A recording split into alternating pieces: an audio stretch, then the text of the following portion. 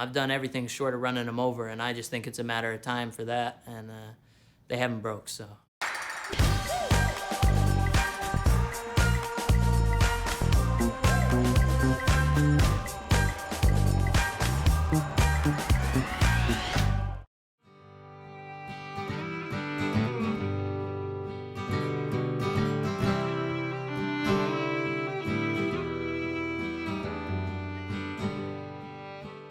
You know, people ask me all the time what we use to make the recordings because it sounds so good.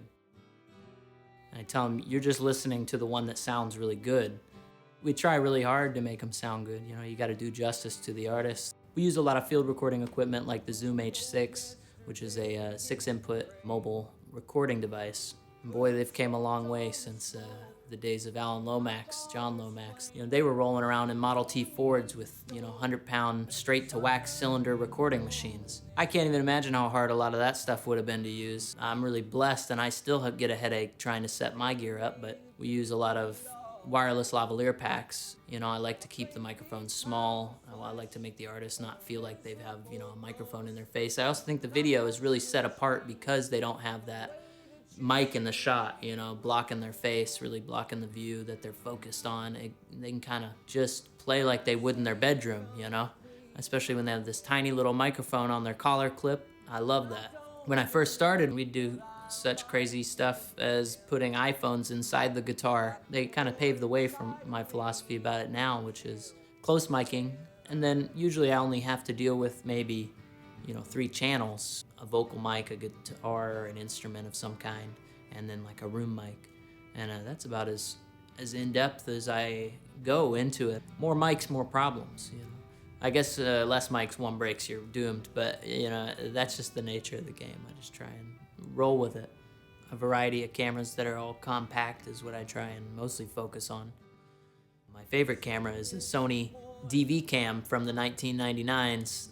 These old tape cameras, and they're real compact and they have everything you need from night shot to everything. But a few of my videos are shot on those, and those are a lot of fun. But as far as the HD stuff goes, we use a Sony A6500. It's really compact and useful.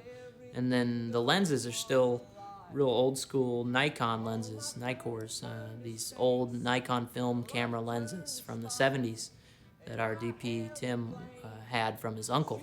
One of them is the 35-1.4, which is beautiful, the 105, which is beautiful, 2.8, I think, 2.5, and it's two really sturdy. They don't make them like they used to, but they now they're all plasticky and stuff. But those old lenses were like tanks. You could throw them around the room. Sometimes I just toss them like a football for fun, but some of them are dented now.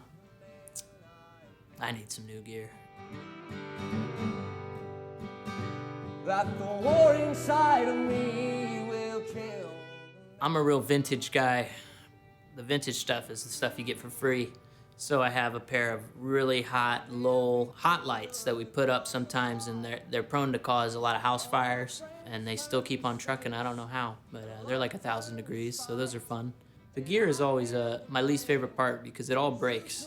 I try and just have enough backups of random stuff around and be crafty enough to just make sure that I can get the recording, because that's the biggest part, I guess, is making sure you get something out of it all. Wireless is always ideal because when you're hopping a train or you're in the middle of nowhere, you really don't want to be stuck on wires. Wires just really affect me. I hate to see them. I don't like them. I don't want to be connected to anybody. So it's nice to just have that wireless freedom.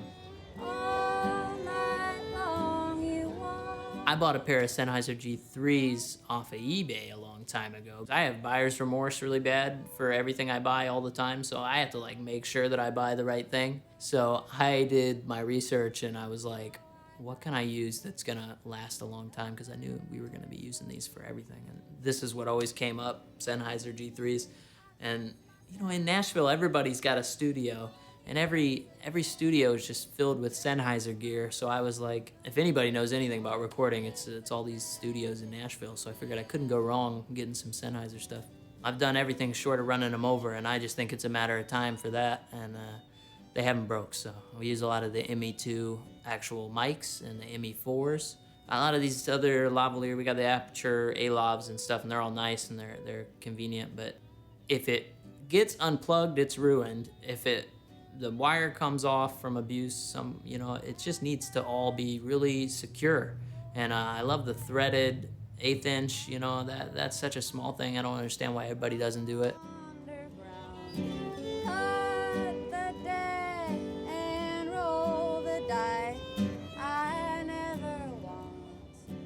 We did one at the fair with Esther Rose, in the middle of the fairgrounds. We did this video. Anybody else, if I told any engineer that we were gonna do that, they would have been so mad at me. Because I ignore everybody, I just said I wanna do it there. The only way we could do that is with small lavaliers that have great sound and can really push out any of the noise. When you wanna just get a vocal take, you get the vocals. When you wanna get guitar, it gets the guitar. There's not a lot of bleed, and that's just essential to what we do. I don't think we could do any of this stuff. They literally on a moving train had workable audio afterwards. I mean, that's just a testament to high quality. I'm definitely excited to upgrade to the G4. If there's any improvement that they can make to these things, I'm amazed, but I'm really glad that they're keeping at it, because the G3s are cool, and they're gonna work with the G4 just as well. So with a lot of things, when you buy like a new camera system, you have to change all kinds of things up. And I love the new version of these, it just works, it's just like, you don't even have to change anything. Every microphone has its own character, style, and energy, and you really gotta be careful. But if you're using all the same brand, it kind of helps, because, they all just come from the same family. So it's kind of like just siblings, they're a little different, but they got enough similarities to give each other a blood exchange if they needed it, or a new kidney.